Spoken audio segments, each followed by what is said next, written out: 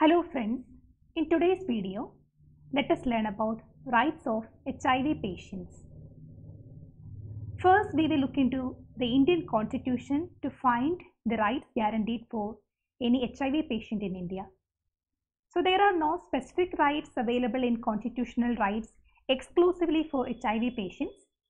Just like every other Indian citizen, all the provisions of Indian Constitution and all the fundamental rights as well as other rights guaranteed in the Indian Constitution are available to the person living with HIV/AIDS. Not only that, when the rights of such persons are violated, the Indian Constitution stands besides the HIV/AIDS patient.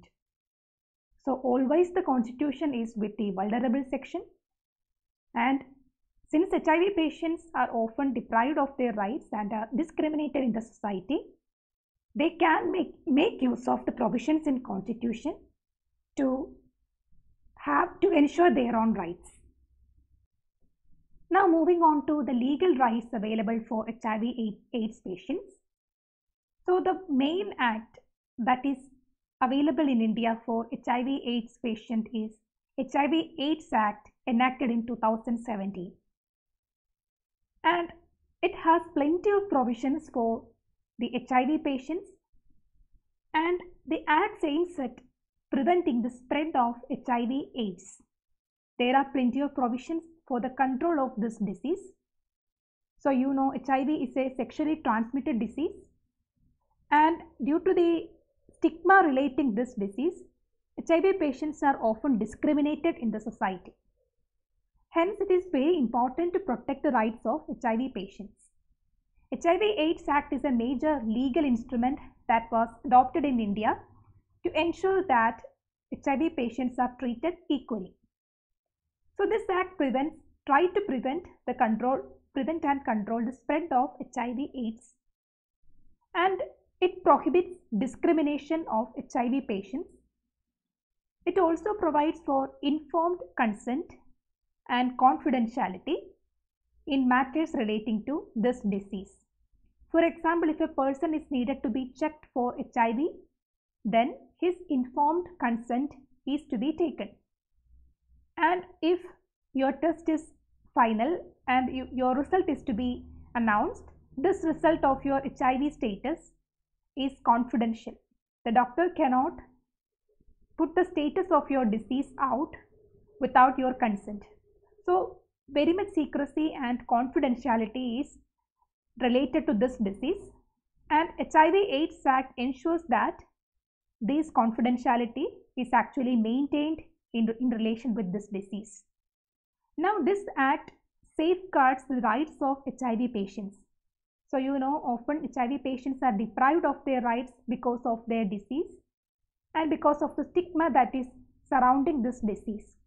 And this act tries to a very large extent to safeguard the rights of HIV patients, and it also creates a mechanism for redressal of complaints.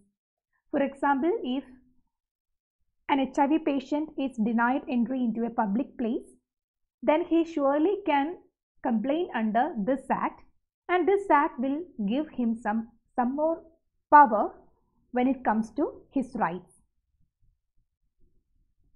For example, this act helps to address the discriminations in fields such as employment, property rights, holding of public offices, insurances, public facilities, etc. So wherever discrimination is faced by an HIV patient, this act helps him to have some protection. Now under this act, an HIV patient has following specific rights. First is right to treatment. This act makes antiretroviral therapy, that is the therapy that is available for an HIV patient, antiretroviral therapy, a legal right of HIV/AIDS patient. So no person can be denied this therapy if he is an HIV patient. And it asks the central and state governments to provide mechanisms for treatment of HIV disease. So it is up to the state to set up enough facilities in the state hospitals for this therapy and to ensure that right to treatment is available for HIV patient. Now the second right is right against discrimination based on their disease. And a person has to be treated equally as per the laws and constitutional provisions in India, and discrimination on any form based on the disease is prohibited under this act. You know already discrimination is prohibited under various constitutional provisions that is already available for every Indian citizen, and this act also specifically ensures discrimination, non-discrimination. Then right to informed consent. So testing for HIV requires specific and informed consent of the person being tested. And even for any research or information sharing, the informed consent is must. So if you are being tested for HIV, then you should sign on a paper that you actually consent to that test. And your blood cannot be taken without your knowledge for testing HIV. And finally, right to confidentiality is one of the right guaranteed by this act. A person has the right to keep information on HIV status confidential. And it also prohibits any individual from publishing information or advocating feelings of hatred against HIV positive patients. And if the government forms cannot simply ask your HIV disease status, you have the right to keep it confidential. And finally, it also ensures some other rights. If an HIV patient is below the age of 18 years, he has the right to reside in a shared household. He cannot be made to live alone outside the house. If he is under the age of 18 and if HIV infected, he can still live in his house, at his home. And this act also provides for an ombudsman. Ombudsman means a legal person for your legal aid when your right is being denied by any particular agency.